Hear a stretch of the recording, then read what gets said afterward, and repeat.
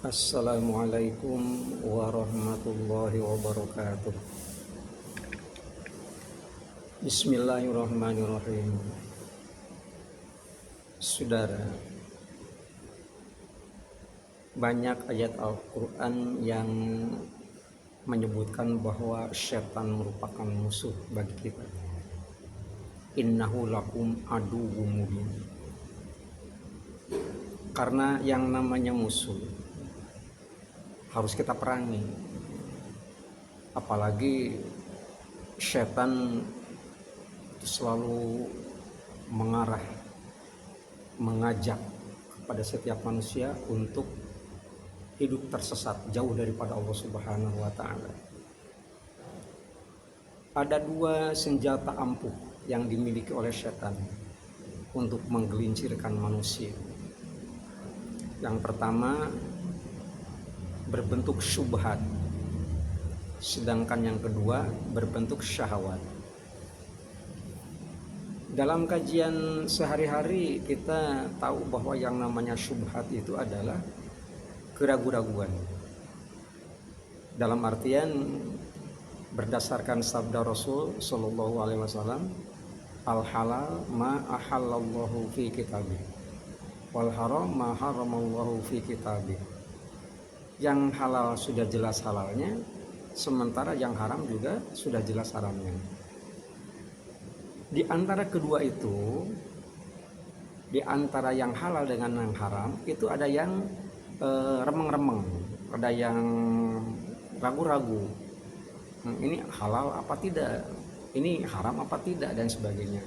Yang demikian itu dalam kajian ilmu fikih disebut sebagai syubhat. Harus dihindari syubhat itu. Man waqa'a fi syubhat waqa'a fil haram. Apabila kita terjebak dalam perbuatan-perbuatan syubhat, maka itu sudah masuk ke dalam kategori haram. Untuk itulah kita perlu berhati-hati bahwa senjata ini cukup ampuh dalam berbagai sisi kehidupan.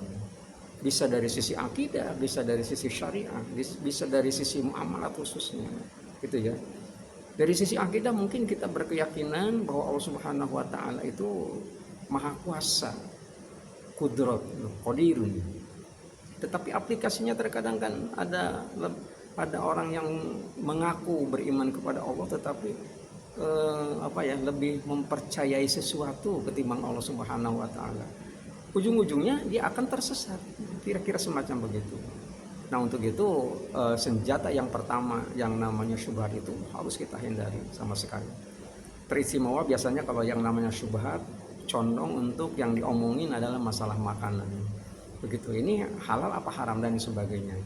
Tapi yakinlah sabda Rasulullah SAW telah memberikan bimbingan kepada kita. Al halal ma ahallallahu fi kitabih, wal haram ma haramallahu fi kitabih, wa ma sakata anhu fa huwa mimma afankum. Begitu. Yang halal sudah jelas halalnya berdasarkan firman Allah dan sabda Rasul. Yang haram juga sudah jelas haramnya berdasarkan firman Allah dan sabda Rasul. Wa ma sakata anhu fa huwa mimma afankum.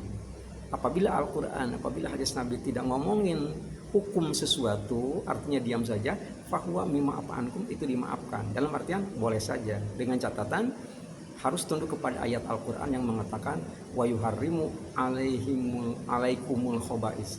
Diharamkan bagimu adalah segala yang menjijikan. Bisa saja jenisnya adalah jenis yang halal, tapi bagi seseorang itu termasuk yang menjijikan, maka karena menjijikan itulah dihukumi sebagai perbuatan yang haram. Nah, itu yang pertama. Yang kedua adalah syahwat. Syahwat itu hawa nafsu.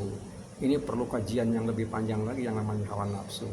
Tapi yang paling tidak untuk kita ketahui adalah kalau seseorang itu sendiri sudah sudah diingatkan oleh Allah Subhanahu wa taala dengan melakukan amaliyah yang tidak baik, itu artinya melakukan kesalahan itu sendiri ternyata sudah tidak malu lagi, itu berarti sudah dicabut salah satu nafsu, salah satu syahwatnya. Yang dicabutnya itu adalah berbentuk syahwat yang terkait dengan masalah keinginan seseorang itu. Dalam artian banyak sekali kaidah-kaidah ataupun patokan-patokan yang dapat kita jadikan sebagai pedoman di dalam untuk melaksanakan amaliyah. Tapi yang dikatakan sebagai syahwat, kalau orang itu sendiri sudah tidak malu lagi melakukan kejelekan di hadapan umum, maka sebenarnya nafsu lawamahnya sudah dicabut oleh Allah Subhanahu wa taala. Nafsu lawamah adalah nafsu yang selalu mengingatkan setiap orang apabila dia melakukan kesalahan, selalu ada penyesalan di dalam hatinya. Apabila seseorang sudah melakukan kegiatan apapun, sudah tidak menyesal lagi bahwa itu merupakan sesuatu yang salah, itu nafsu lawamahnya sudah dicabut. Berarti setan sudah berhasil. Saya kerucutkan saja, ternyata untuk menggelincirkan manusia, setan mempunyai dua senjata ampuh. Yang pertama syubhat, yang kedua adalah syahwat. Ini yang harus kita waspadai dan harus kita kaji setiap waktu, dan harus kita praktekkan bagaimana caranya supaya setan tidak bisa menggelincirkan kita. Mudah-mudahan bermanfaat. Wassalamualaikum warahmatullahi wabarakatuh.